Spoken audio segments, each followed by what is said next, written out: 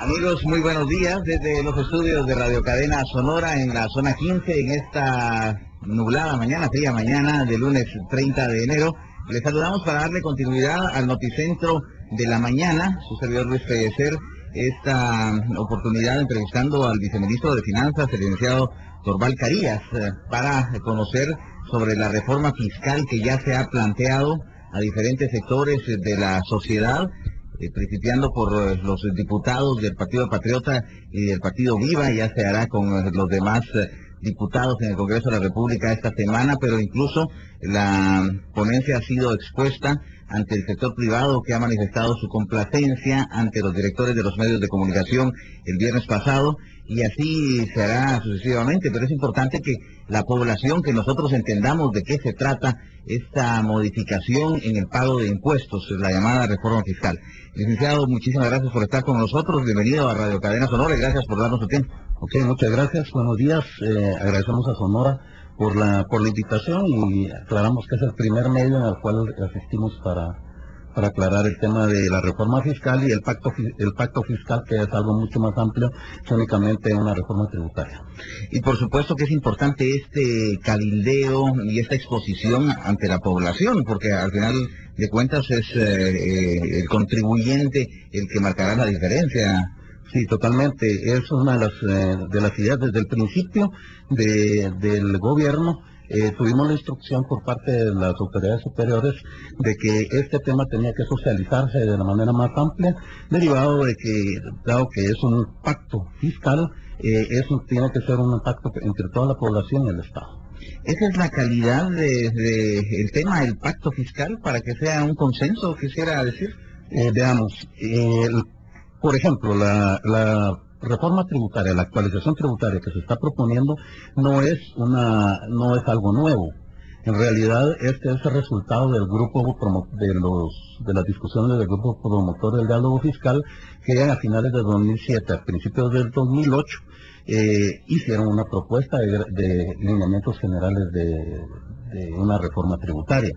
Y en este grupo promotor del diálogo estaban representados amplios sectores del país. Entonces, lo que hace el gobierno ahora es que retoma esta propuesta del grupo promotor de diálogo y la convierte en un proyecto de ley.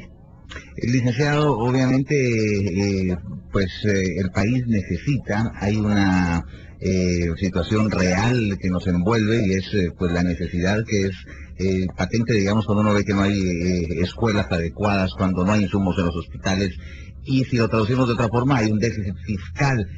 ¿Usted cómo calificaría toda esta situación? ¿Cómo justificaría este pacto fiscal? Veamos, desde 2008, el gobierno anterior sufrió los embates de la crisis económica internacional. Esto agravó la situación fiscal guatemalteca, derivado de que los ingresos tributarios, que son casi la totalidad de los ingresos del gobierno, disminuyeron abruptamente. Sin embargo, ellos mantuvieron el nivel de gasto público, y de esa cuenta la brecha la cubrieron con deuda. La recuperación económica y la recuperación del comercio significó una mejora en los ingresos al final del gobierno anterior, en 2011. Sin embargo, la brecha se mantiene ancha, muy amplia, y de esa cuenta el nivel de endeudamiento se mantiene alto, los ingresos, aunque han mejorado, son insuficientes, y el déficit fiscal, aunque es grande, se trató de acotar, de limitar. Pero ¿cómo se puede lograr esto? Reduciendo el gasto público. ¿Y en dónde se dio el ajuste?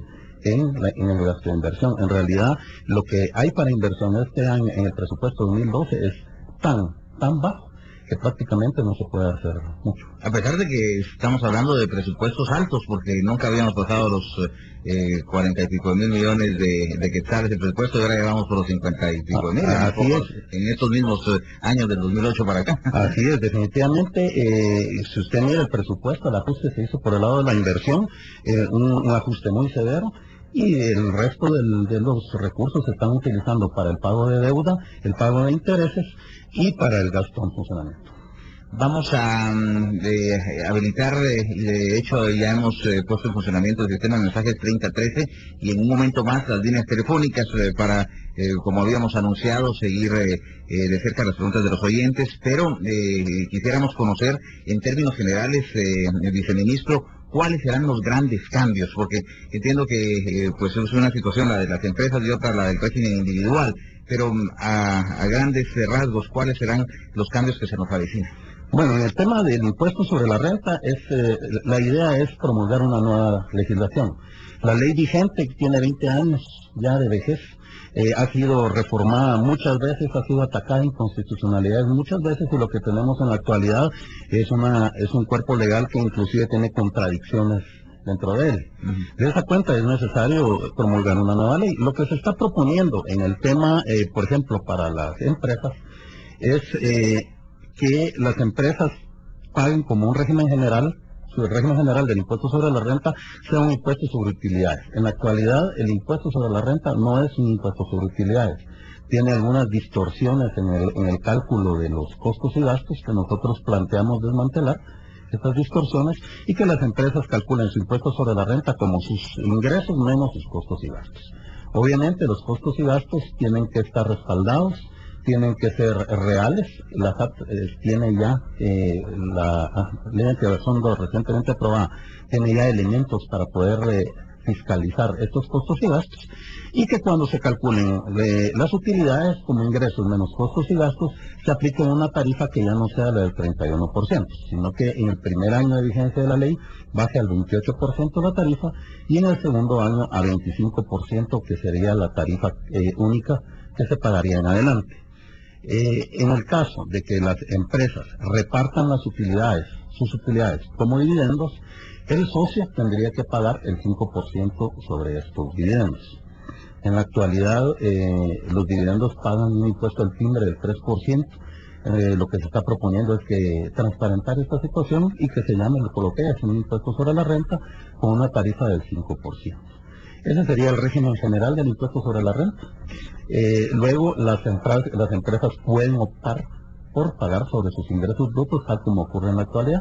Únicamente que lo que proponemos, dado que este es un régimen optativo, es que ya no sea de 5% la tasa, sino que crezca la tasa del 5 al 7% en dos tiempos. En el primer año del 5 al 6 y en el siguiente año del 6 al 7%. Y esto sería en grandes rasgos el impuesto sobre la renta de las empresas. ¿En qué le conviene al Estado que se bajen las tasas? Porque algunos piensan que al tener una menor tasa, entonces la recaudación va a ser menor, porque las empresas obviamente están pagando menos. ¿Cómo es esa fórmula para que bajando las tasas se recaude más? En realidad, la productividad de la reforma no está basada solamente en una medida. En realidad, acá hay medidas en las cuales la recaudación puede disminuir un poco. Y otras medidas en las que va a aumentar, y lo que se espera es que el paquete global genere más recaudación. En realidad, la idea de reducir la tasa tiene varios objetivos. Uno de ellos es incrementar la competitividad del país, es mejorar las condiciones para la inversión. La otra es que en realidad haya un incentivo para que las empresas paguen impuestos sobre la renta, sobre sus utilidades y no sobre ingresos brutos. Y además, si usted ve el régimen, en realidad lo que se está proponiendo es que la empresa pague el 25% y que a la distribución de dividendos se pague el 5%. Entonces, en realidad, la tasa total al final queda aproximadamente igual, ¿verdad? Cuando estas utilidades no se reparten, sino que se reinvierten, pues quedarían exentas de pago de impuestos. Gracias, viceministro. En el plano individual, ¿cómo cambia la situación? Okay. ¿Vamos a pagar más impuestos necesariamente? Bueno, veamos cómo funciona el impuesto sobre la renta en la actualidad, el de las personas en relación de dependencia. Acá, ¿qué es lo que sucede? Usted tiene sus ingresos, tiene una deducción que le llaman única, que no es única, sino que llamémosle mínimo vital de 36,000 quetzales, puede deducir el pago de IX, Montetío para los trabajadores del Estado y otras deducciones. Y sobre lo que le queda, o sea, la diferencia entre sus ingresos y las deducciones, la renta imponible, aplica una tarifa que puede ser del 15 al 31 en función de qué tramo de rentas usted localiza su renta imponible. Cuando ya calculó el impuesto, le resta el IVA que usted consume en la planilla, en la famosa planilla del IVA. Ahora bien, ¿qué es lo que ha significado esto? Esto ha significado que el impuesto sobre la renta de personas individuales en relación de dependencia lo paguen únicamente 59,000 contribuyentes en Guatemala. Este tema de la planilla del IVA ha significado que contribuyentes que tienen ingresos de 15,000 quetzales mensuales en relación de dependencia no paguen impuestos sobre la renta. Entonces, creemos de que esto no puede ser así, no puede continuar de esta forma. El gasto público, los servicios públicos, los bienes públicos que provee el Estado necesitan financiamiento que no sea vía deuda. Y una de las fuentes que nosotros creemos que debe ser importante que empiece a aportar es, por ejemplo, empleados en relación de dependencia que ganan 15,000 quetzales. De esa cuenta, lo que se propone es eliminar la planilla del IVA. Ahora, esta eliminación de la planilla del IVA impactaría fuertemente, si lo hacemos así, nada más, eliminar la planilla y dejamos todo el resto igual, tendrían que pagar impuestos personas que ganan 3,500 quetzales. Y nosotros creemos que eso no debe ser así. O sea, en realidad, 3,500 quetzales, 4,000 quetzales, ahí estamos hablando de policías, de maestros, que en lugar de estarles reduciendo su salario de impuestos, lo que se esperaría es que se les mejorara, se les dignificara su salario. De esa cuenta, entonces se ha pensado en dos medidas que suavizan el impacto de la eliminación de la planilla. La primera es elevar el mínimo vital de 36,000 a 48,000 quetzales y luego eliminar todas estas 4 tasas que tenemos y convertirlas en 2. La tasa mínima que hoy es 15% bajaría al 5% y habría otra tasa del 10% para aquellos contribuyentes que tienen renta imponible a partir de 240,000 quetzales.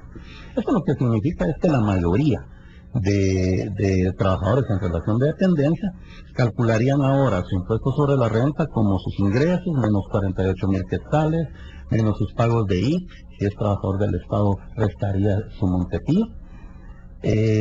A eso le aplicaría el 5%, y esa sería su obligación de impuesto sobre la renta.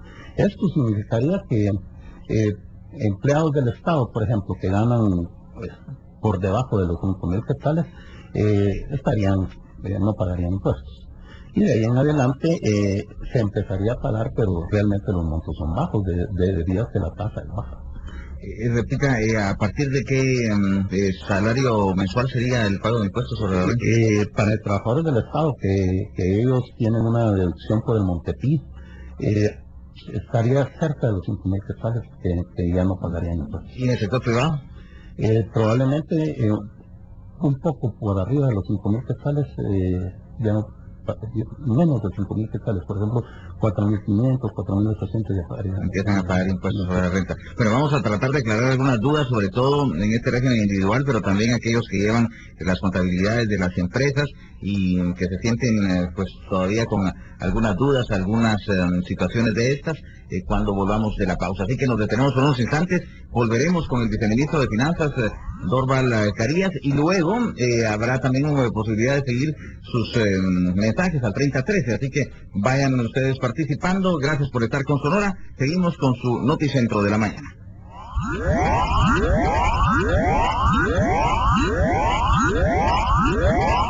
Buenos días. Está en sintonía de Radio Cadena Sonora. En Guatemala, la radio de las noticias. Las decisiones políticas y los acontecimientos noticiosos influyen en la vida